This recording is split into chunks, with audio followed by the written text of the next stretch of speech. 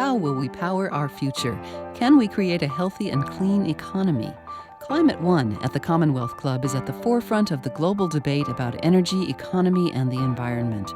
Bringing together the brightest and most provocative leaders of our time, Climate One is the place where big ideas get heard. With thoughtful and insightful discussions on policy, business, science, and culture, Climate One founder Greg Dalton gets to the heart of the matter. It's our future. It's time to come together.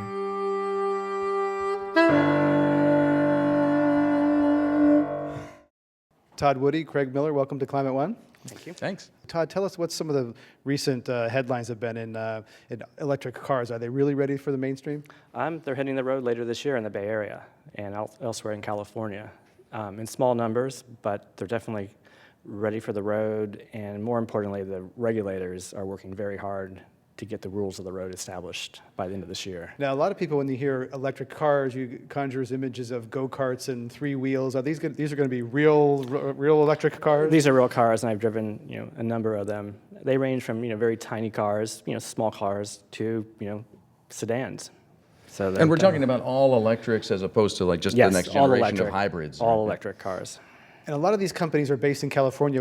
Tell us some of the ones that are getting the investment and how they might compare, so either the products or the models compare. Sure. A lot of the action actually is happening behind the scenes. The companies are going to build the infrastructure so that you have a place to charge your car in when you go to the shopping mall or go to your office or even to your home. So companies like Better Place in Palo Alto, it's raised north of $400 million.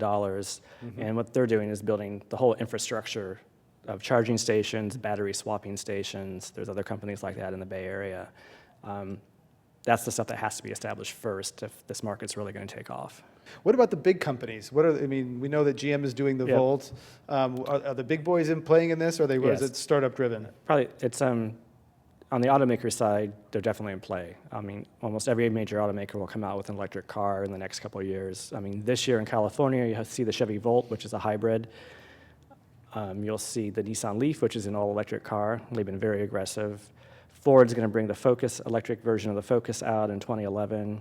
So there's going to be actually quite a lot of choices. And when you mention electric car in California, a lot of people think of Tesla because our governor has been a cheerleader for Tesla. Their IPO is rumored to be happening. They filed for an IPO. Yes. It's said to be in June sometime. Is that going to be a big deal in the story of electric cars? We'll see. I don't think there's going to be sort of a Netscape moment for electric cars or any green technology company because their success is so dependent on government policy and incentives. For instance, Tesla filed to go public immediately after they got a $465 million loan guarantee to build their next factory for their next model.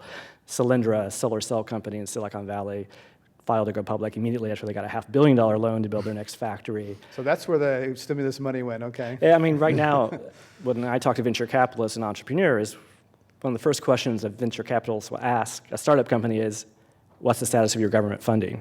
Are you likely to get a loan? Because that's become such a crucial part of getting going and going to market now. Most of the startups are not based in Detroit. They're based here in California. Yeah. Fisker, Coda, Tesla, Better Place, they're all here. Are they creating jobs in California? Well, Coda is a Santa Monica company, but it's basically its car is being built in China. There we go. Okay. So Tesla, yes, it's right now the Roadster is built in England. The Model S, the next model, will be built here. So another big debate going on, Craig Miller, is whether California has the right policies in place. And tell us about what's happening with the repeal of the Global Warming Solution Act, or AB 32.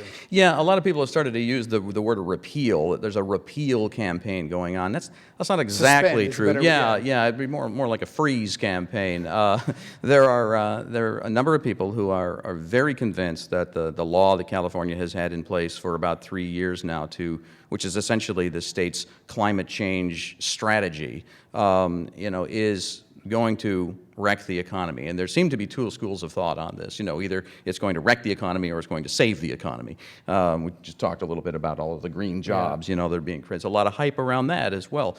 But there are other people who think that it's just piling too much on businesses, particularly small businesses, too many mandates, too many costs at a time when, as one person put it, we have to dig ourselves out of the hole. So there's a whole campaign now to basically take this law known as AB 32, which is California's cap and trade program, and it has a lot of other components to it, and stop it in its tracks until the unemployment rate drops down to 5.5% and stays there. This is the state unemployment rate for 4 consecutive quarters. Now, that's something that that has only happened about 3 times, in the last 30 years. It's about a once per decade occurrence when that actually happens. Right now, the unemployment rate in California is over 12%.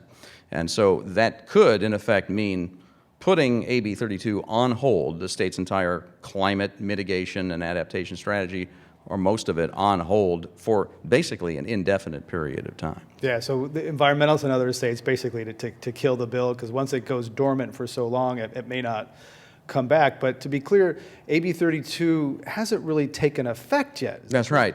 But the state does have according to the Legislative Analyst's Office, about $120 million invested in 3 or 4 years worth of getting it ramped up, just holding, endless public hearings, developing regulations, taking the first comprehensive greenhouse gas inventory among industry in the state and that sort of thing. Yeah, so laying the foundation. How's the governor responding to this? This AB 32 is kind of his legacy. Well, the governor has said this is the work of greedy out-of-state oil companies, and he's going to push back. He's not going to he's not going to allow it. But the initiative campaign to freeze AB 32 was able to raise, with a lot of money from out-of-state oil companies, more than 2/3, I think, financed by these companies, nearly double the number of signatures they would need to qualify for the initiative. We won't hear until the end of June on whether they actually be certified, but I think there's little doubt that they will be certified.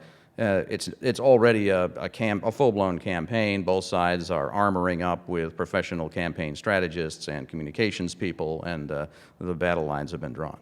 And what would be the impact? There are AB 32 is just a centerpiece of many climate laws that the state has passed in recent years on land use and tailpipe emissions, et cetera.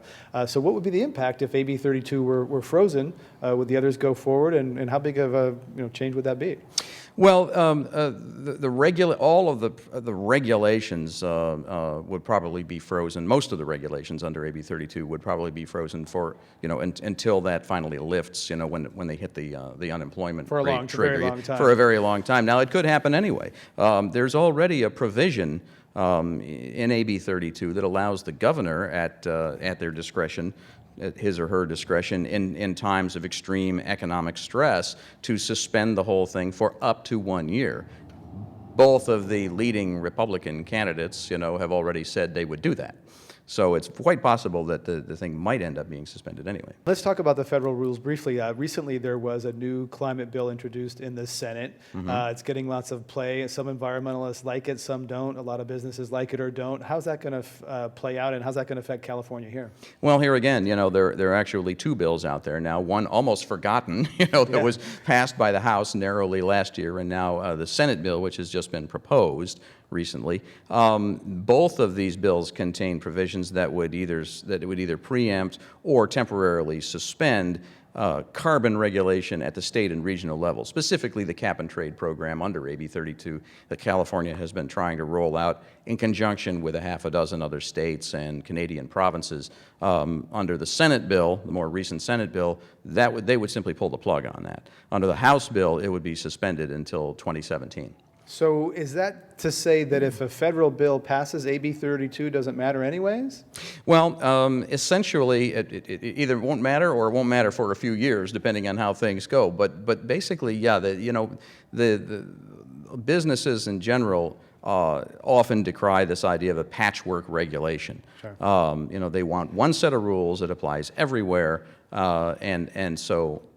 Even Mary Nichols, the head of the Air board in California, who's kind of like the chief regulator behind AB 32, even she says we all want to see a federal program in place, but we don't want that program to undermine the state's rights to continue with their own programs.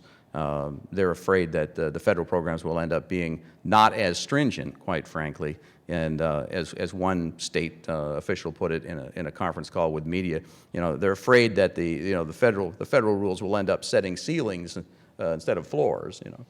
Todd Woody, again, are the clean tech investors concerned about this? I mean, how much of their bets that they're placing on these big investments are betting on these kinds of policies? I mean, in the long run, they're all betting that there'll be some kind of national climate legislation. Price on carbon. Price on carbon.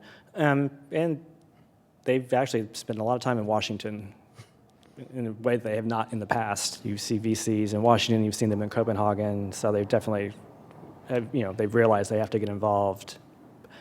I don't think it's, affecting their decisions down to I'm going to invest in this company or not, but I mean, the health of the whole sector definitely depends on this in the long run.